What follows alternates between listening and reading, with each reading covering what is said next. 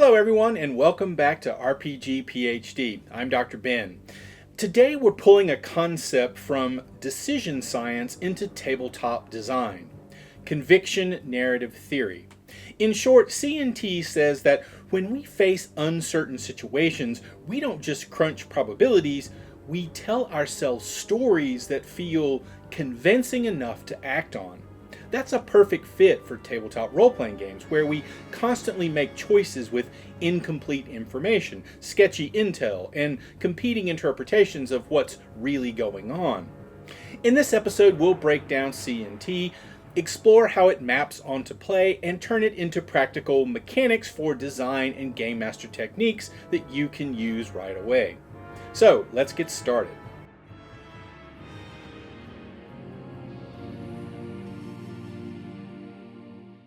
What is conviction narrative theory?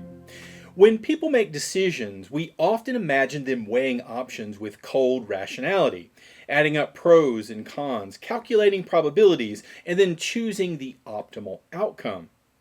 But in reality, most of our biggest choices happen under radical uncertainty. Contexts where we don't know all the possible outcomes, much less their probabilities. Conviction narrative theory, developed by David Tuckett and colleagues, argues that under these conditions, people don't rely solely on logic. They construct narratives that generate enough conviction to act. These narratives blend facts, analogies, causal chains, and emotions into a coherent story that feels trustworthy. Once we believe in the story, we feel justified in moving forward, even if uncertainty remains. In other words, conviction narratives are not about predicting the future with accuracy, but about creating a psychological platform for action. They allow us to move past paralysis by doubt. Tuckett describes this as the interplay of reason and emotion, rational structures like cause and effect tied together with affective resonance. Things like fear, hope, trust, or suspicion. Without that adjective glue, we wouldn't feel enough certainty to risk making a move at all. CNT identifies several elements that show up consistently when people form a conviction. Causal coherence. The study explains why something is happening. The guild is hoarding food, which is why prices are spiking. Temporal projection. The story links the present to a future trajectory. If this continues, the rebellion will spread to the capital. Analogy and precedent. The story ties events to prior experiences. This feels like the last time a noble betrayed us. Emotional charge. The story carries hope, fear, or righteous anger, feelings that push us to act. Action readiness. Most importantly, conviction narratives are not idle speculation. They're stories that generate a sense of we must do X now. If this sounds familiar, it's because tabletop role-playing games are built on exactly this dynamic. Nearly every session involves players facing uncertainty. They don't know what's behind the dungeon door, whether the NPC is trustworthy, or what the villain's real plan is. They rarely have enough evidence to solve the situation objectively. So instead, they create stories that make sense of the evidence they do have, weaving non-player character statements, clues, and hunches into conviction narratives. For example, a party may decide the Duke is secretly funding the rebellion, even if the evidence is thin, because that story feels coherent and emotionally satisfying. Or they might latch onto the cursed artifact will inevitably corrupt whoever wields it and act on that belief, even though the game master never actually confirmed it. Players often debate competing narratives in character. Is the shadowy cult really evil or a misunderstood ally? These debates don't just fill the role-playing time, they are the engine of conviction that propels the party toward a decision. From a design perspective, CNT tells us that players don't just respond to probabilities and mechanics, they respond to the stories they build in their own heads about the world. A +5 modifier matters less than the feeling of certainty that this plan is solid or this NPC is lying. From a game master perspective, C&T reframes your job. You're not just delivering content, you're seeding narrative fragments that players will weave into conviction stories. By controlling the flow, ambiguity, and emotional resonance of those fragments, you shape how and when players feel ready to act. Put simply, C&T argues that we play role-playing games the way we live life, not as probability calculators, but as narrative makers. And that opens up a whole design space for games that lean into how conviction narratives form, fracture, and evolve. Designers often think of role-playing game systems as rule sets that help players calculate outcomes, like attack rolls, saving throws, and success clocks. But conviction narrative theory reminds us that most of the time players don't act because of numbers alone. They act because they've told themselves a story that feels compelling enough to justify action. Looking at role-playing game design through C&T means building mechanics and tools that support the creation, testing, and evolution of these conviction stories. C&T argues that decision-making is less about statistical reasoning and more about crafting coherent narratives under uncertainty. In game design, this suggests shifting emphasis away from pure calculation and towards structures that encourage storytelling. Good design doesn't abandon math, but uses mechanics to feed narrative conviction. One way to design with C&T in mind is to externalize conviction. Turn what is normally implicit, the story players believe, into something you can track, challenge, or reward. Maybe something like conviction points. Each PC defines a core self-narrative. I am the people's champion. When they act in line with that conviction, they earn some sort of currency. These points can be spent to boost rolls or influence NPCs, reflecting how confidence in your own story fuels effectiveness. Or maybe you can hand out doubt tokens. When the world delivers evidence that undermines a conviction, you can give players doubt. Doubt doesn't punish directly, it represents the friction of holding a collapsing story. And you can clear it by revising or reframing that narrative. This keeps the game dynamic. Players' conviction arcs evolve instead of calcifying. You might also put opposing interpretation of events directly into play. For example, the rebels are noble versus the rebels are bandits. C&T emphasizes that conviction doesn't just arise from raw data. It's shaped by framing, analogy, and effective resonance. Design can support this by offering cues that push players toward narrative reasoning. Something like a rumor reliability tag. In investigative play, you can mark intel as hearsay, official, or eyewitness. Players must weigh not just what the clue says, but how much conviction it should generate. Or analogy and setting material. Conviction often builds on analogies. This feels like last time. So you can write faction blurbs and items with analogical hooks. The guild is like a cartel. This relic is a loaded weapon, so players latch on to stories that feel familiar. Or emotional anchors. Information should come with affect. A bloodstained toy isn't just a clue, it's a narrative nudge that says, children are victims here. That emotional resonance makes players commit. C&T stresses that conviction is necessary to act under uncertainty, but it can become overconfident if never challenged. In game design, this suggests a cycle. Let players build conviction, act on it, and then expose them to feedback that confirms or disrupts that story. So something like a feedback loop. Systems like Apocalypse World thrive on moves snowballing. Players act with conviction, and the system pushes consequences back fast, forcing narrative revision. Or maybe testable narratives. Instead of solvable mysteries, design scenarios with multiple plausible conviction stories that players can test.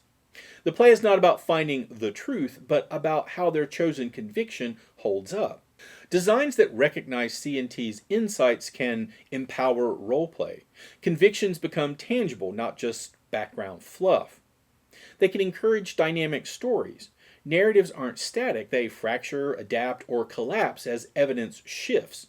It can also help to make choice feel meaningful.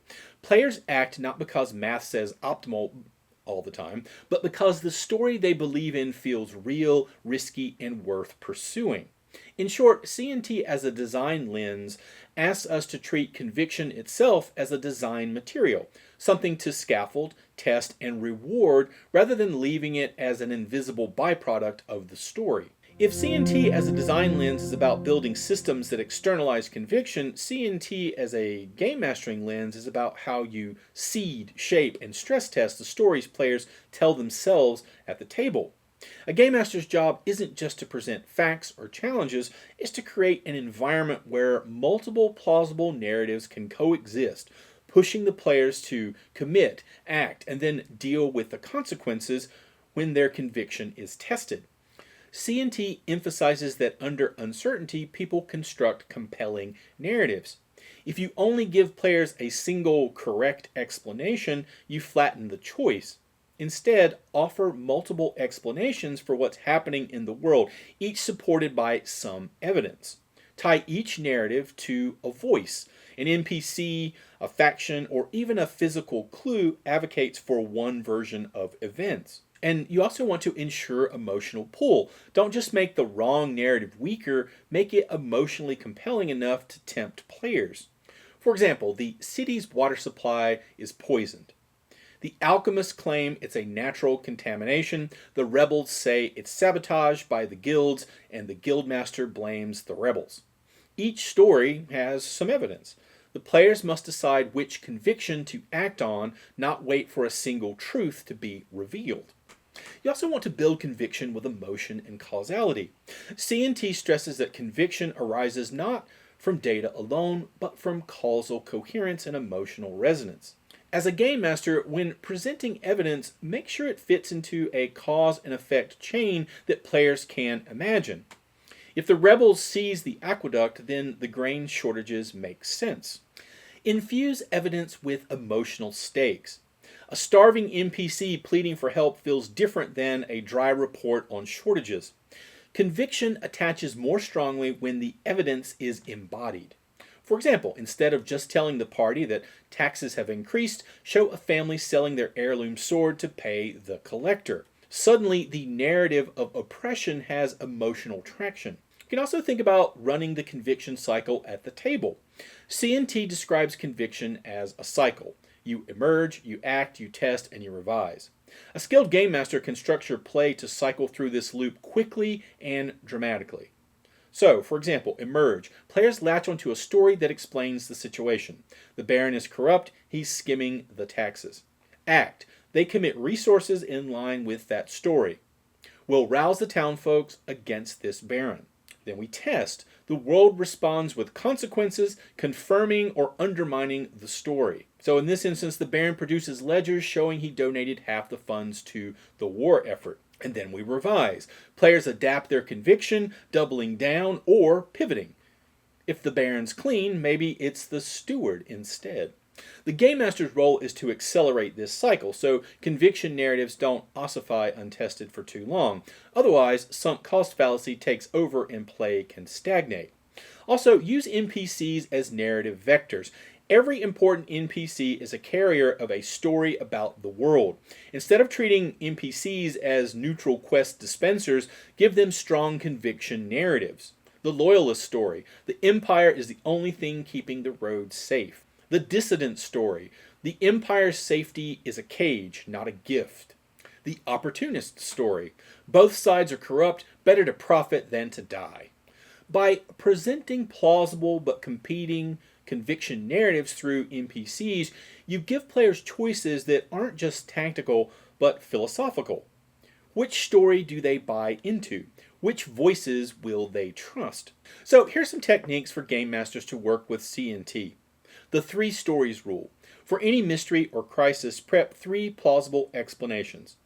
Don't fix one necessarily as true until play makes it necessary. Reliability layers. Present information through sources of varying credibility. Rumors, official decrees, eyewitness accounts, and let players judge what to believe. Conviction rewards. When players clearly articulate and act on their story of what's happening, reward them mechanically. inspiration, conviction points, advantage, regardless of whether they're right.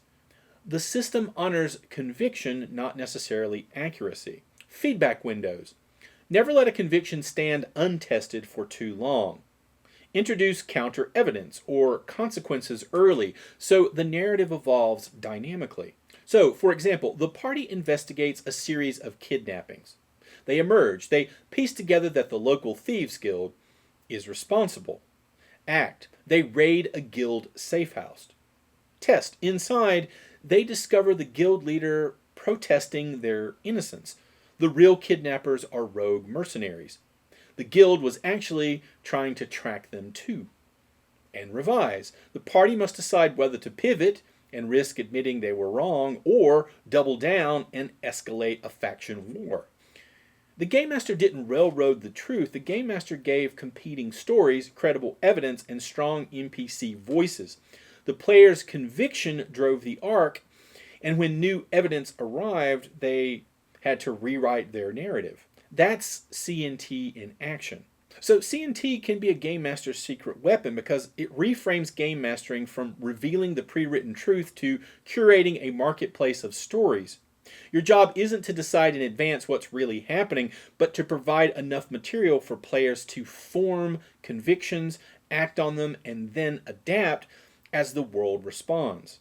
And the result is play that feels alive, responsive, and driven not just by dice or stats, but by the psychology of how humans actually make decisions in uncertain worlds. Another aspect of this is character self-stories and identity work. Conviction narrative theory isn't just about how people interpret the outside world, it's also about how we construct and maintain the stories we tell about ourselves. A conviction narrative isn't only the rebels are noble or the guild is corrupt, it can also be I am a loyal knight, I am cursed but redeemable, or I am destined for greatness. These are self-stories, and in both psychology and role-playing, they function as powerful engines of identity and of action. Conviction narrative theory suggests that decisions aren't only guided by abstract probabilities, but by whether they fit the story of who we are. When our actions align with our self-narrative, conviction grows. We feel more certain, more willing to act. When our actions contradict our self-narrative, we feel stress, doubt, and the need to revise the story. In role-playing games, that tension is dynamite. It's what makes moments of betrayal, redemption, or compromise hit so hard. So you can think about it in terms of backstory as conviction seeds. Character backstories in role-playing games are often treated as static flavor text. Why your rogue became a thief, or what tragedy haunts your paladin. But through the C&T lens, backstories are early conviction narratives. They tell the player what kind of story their character believes they're in, and what kind of person they are within that story. A ranger with a burned village in their past may carry the conviction, I will never again let innocents suffer. A wizard from a forbidden academy may cling to the conviction, knowledge is worth any cost. A cleric abandoned by their faith may craft a new conviction, I must prove the gods wrong. Each of these convictions acts as a narrative lens through which the player interprets the world.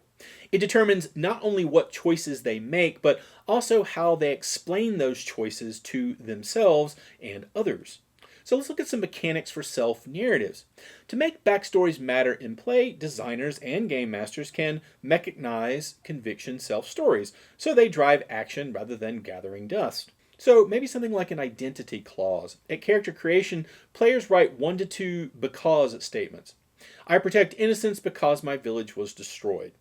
I seek forbidden knowledge because it cost me everything already. These clauses are then tested in play. Every time the story forces a contradiction, the player character gains identity stress, and stress can later be transformed into growth, new traits, scars, or even abilities when the self-narrative evolves. Or maybe conviction rewards. When characters act in alignment with their self-narrative, they earn conviction points, or advantage, or XP, or inspiration. The game validates that sticking to your identity gives you energy and focus. Narrative cracks. When evidence or circumstances undermine a self-story, you can impose doubt. The player must either rationalize, patch the story, or revise it. This creates an organic character arc of transformation without needing Game Master fiat. As a Game Master, you can bring conviction self-stories into the spotlight by surfacing backstories. Weave NPCs, symbols, or themes from a character's past into the current storyline, forcing them to act in line or against their conviction. Or by forcing contradictions, create situations where their self-narrative collides with other values. The ranger who swore never to let innocents die must decide whether to save villagers or comrades. Rewarding articulation. When players voice their self-story in play, I can't abandon them, I swore to protect the helpless, you can give immediate narrative or mechanical reinforcement. You can also use these self-stories as campaign arcs. One of the richest aspects of C&T in character design is the idea that conviction narratives evolve. A player character's backstory is the starting story. The campaign is the crucible that tests and rewrites it. So you can collapse and rebuild. A paladin who believes my God is just may lose conviction when evidence of corruption surfaces.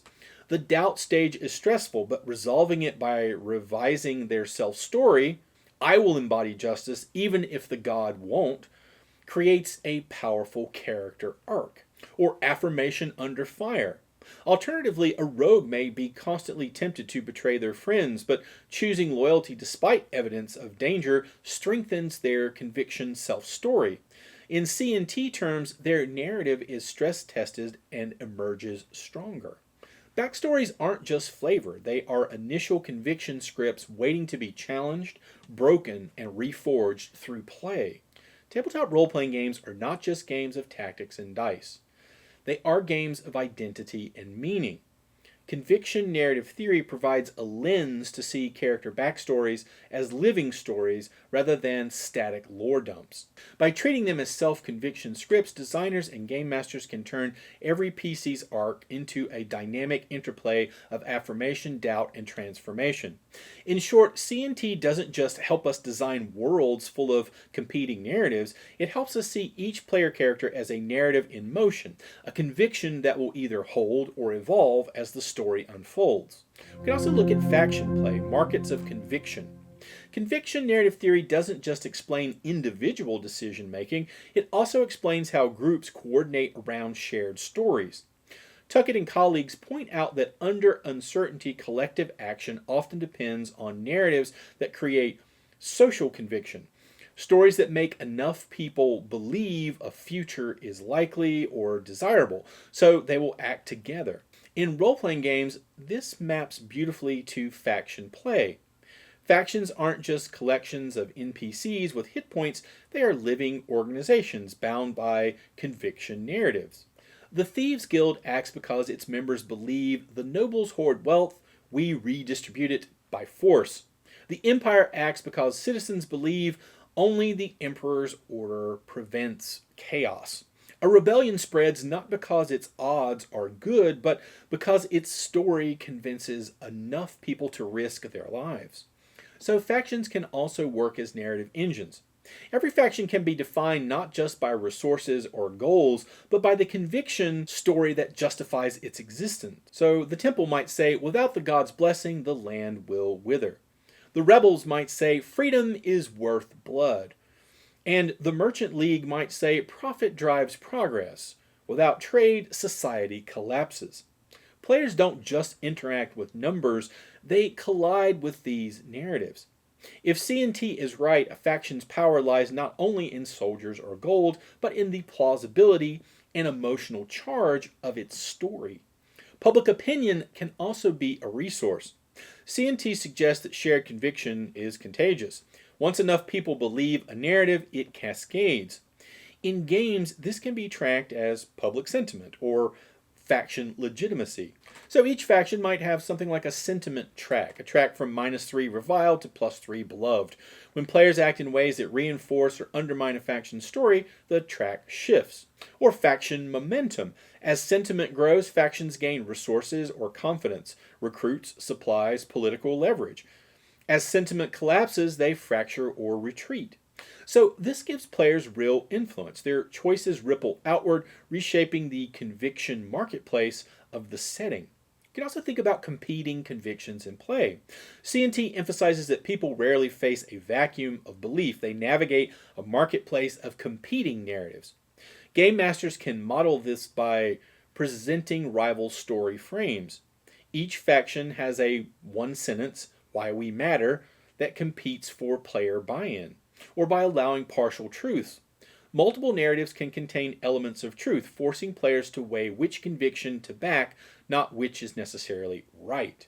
And tracking adoption. NPCs, communities, or even player characters can be influenced to switch conviction based on what evidence and emotion they encounter.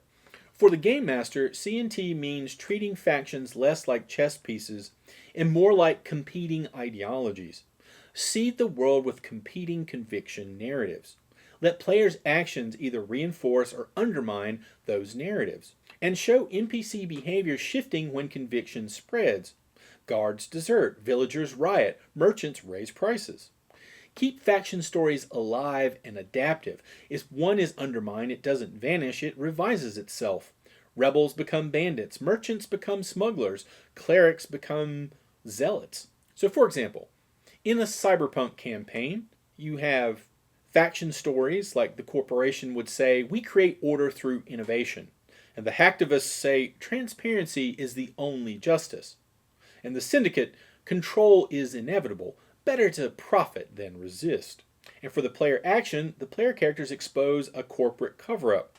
Public sentiment for the corporation drops, while hacktivist legitimacy rises.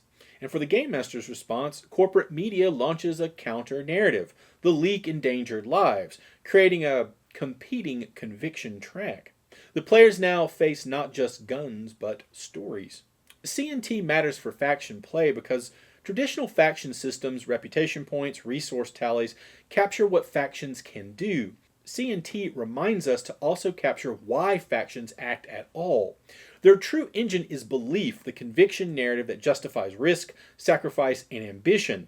By foregrounding those stories, we turn factions from mechanical abstractions into ideological actors, forces whose narratives players can shape, subvert, or even adopt. In short, factions are more than hit point pools or quest givers. Through C&T, they become story-making machines locked in a constant battle of narratives. And the players aren't just spectators, they're participants in the world's conviction marketplace. So let's look at some modules or ideas that you can drop into a game right now. Theory is great, but the real test is, how do you actually use conviction narrative theory at the table? The key is to give players structures that make their convictions visible, testable, and revisable. So here are 4 modular tools you can bolt onto almost any RPG system, plus expanded variations to make them sing. So conviction cards. At session 0 or during character creation, give each player 2 index cards or digital equivalents. So they have a self-narrative card, a short statement of the story the player character tells about themselves. I will protect the innocent because no one protected me. Knowledge is worth any cost. And then the other card is a world narrative card, a belief about how the world works right now. So it could be something like the Baron is corrupt. Magic always demands a terrible price. And the play loop looks something like this. When a character acts consistently with a conviction card, they gain conviction points. When evidence in the fiction contradicts a card, mark doubt. So the card must be revised or abandoned to clear it.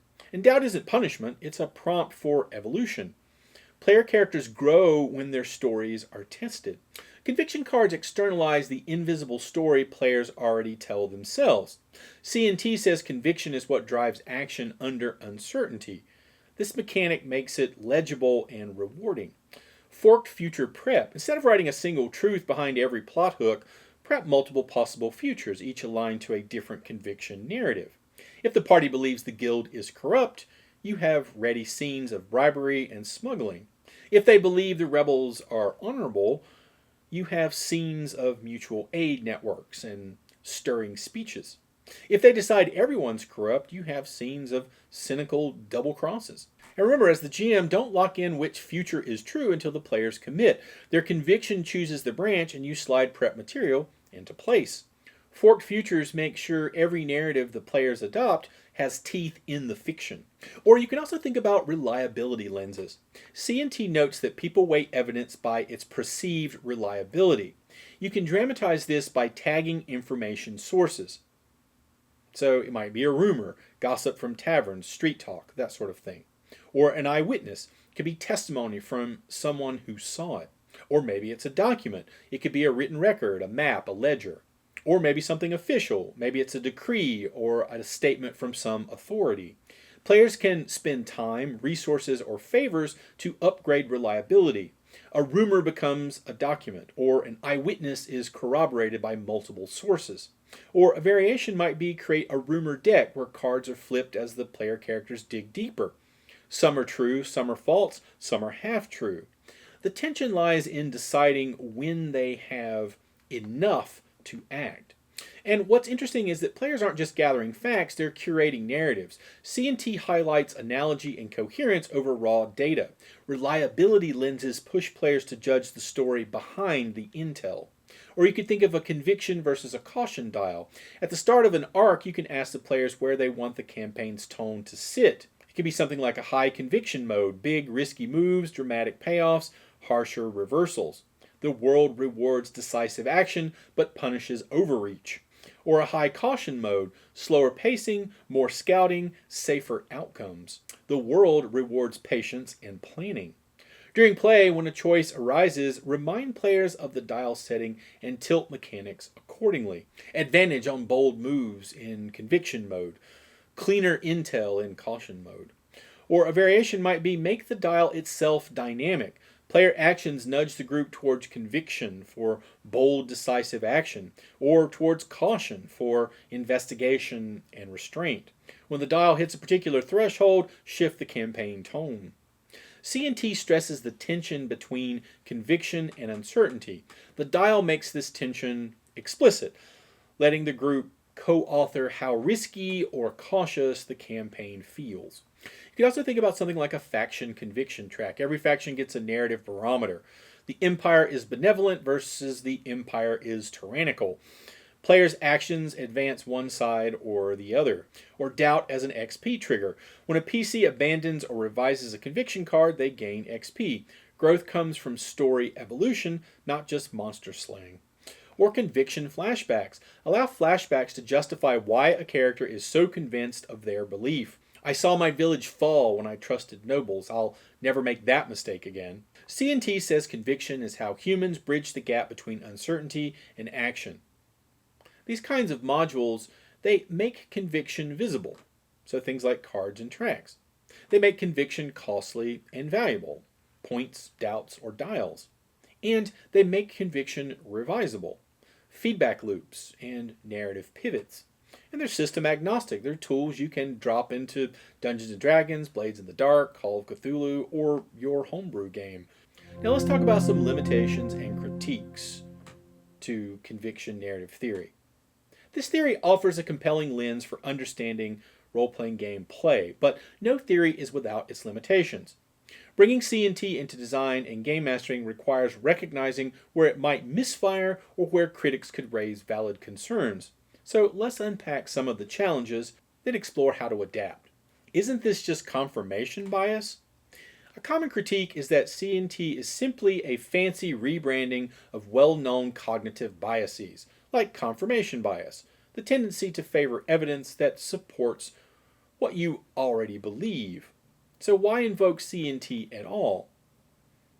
And the critique is if players already look for information that validates their theories, isn't C&T just describing bias? C&T isn't just about bias. It highlights how emotionally charged stories integrate facts, analogies, and feelings into action readiness. Confirmation bias explains a mistake. C&T explains a process of narrative construction under uncertainty. For role-playing games, this is the difference between players ignore disconfirming evidence, bias, and players create stories that feel actionable until disconfirmed. That's conviction. The latter is a tool you can design for. Players will cling to the first story they hear. Another critique is that players tend to lock in early, especially if the first story they encounter feels plausible. Once committed, they may resist revision, even when strong evidence to the contrary appears. So the critique is that conviction mechanics risk entrenching early guesses, creating stagnation, or maybe even frustration. And of course, that's a feature to design against. C&T's own model is cyclical: emerge, act, test, revise. The key is to surface feedback quickly. Don't let an untested conviction calcify over 6 sessions. Build mechanics that introduce confirming or disconfirming evidence early so stories stay dynamic. So a practical tool might be right forked futures with low-cost early reveals that either bolster or challenge the first narrative. Even a small contradiction can loosen conviction enough to keep stories in motion. This rewards melodrama. Some might argue that making conviction mechanical will push players toward exaggerated, overwrought self-narratives. Instead of nuanced play, you get caricatured heroes clinging to slogans. C&T mechanics risk flattening subtle roleplay into melodramatic conviction arcs. In response, emotional doesn't have to mean overwrought. Game masters can tune the scale of convictions. Small stories matter too.